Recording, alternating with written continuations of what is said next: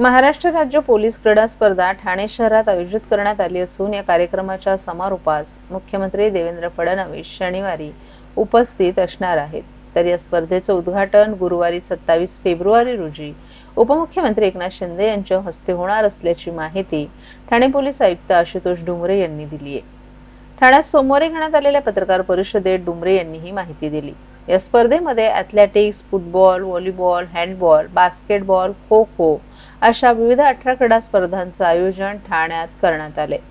या स्पर्धेमध्ये संपूर्ण महाराष्ट्र पोलीस विभागातील एकूण 13 संघ सहभागी झाले असून यामध्ये 2323 पुरुष आणि 606 महिला खेळाडू असे एकूण 2929 खेळाडूंनी भाग घेतलाय। या स्पर्धेसाठी आलेल्या सर्व खेळाडूंची घोडबंदर येथील MMRDAच्या क्वार्टर्स येथे राहण्याची आणि जेवणाची व्यवस्था करण्यात आली आहे।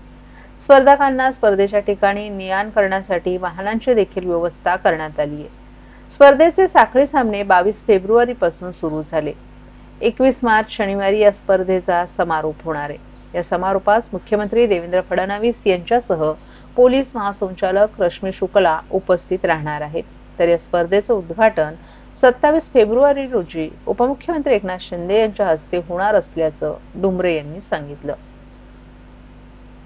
मध्ये देखील महाराष्ट्राचा वाटा खूप मोठा असतो आणि बरेचसे खेळाडू महाराष्ट्राचे भारताच्या टीम मध्ये देखील आहेत, पण मला नक्की संख्या आता सांगता येणार नाही। ठाणे जिल्ह्याला आव्हान करायला स्पोर्ट्ससाठी जास्तीत जास्त लोकांनी स्पर्धा ह्या पाहाव्यात, ऑनलाईन पाहाव्यात, ठाण्यामध्ये असल्यामुळे प्रत्यक्ष येऊन पाहाव्यात आणि जास्तीत जास्त संख्येने येऊन इथे खेळाडूंना प्रोत्साहित पण करावं आणि स्पर्धांचा आनंद देखील घ्यावा।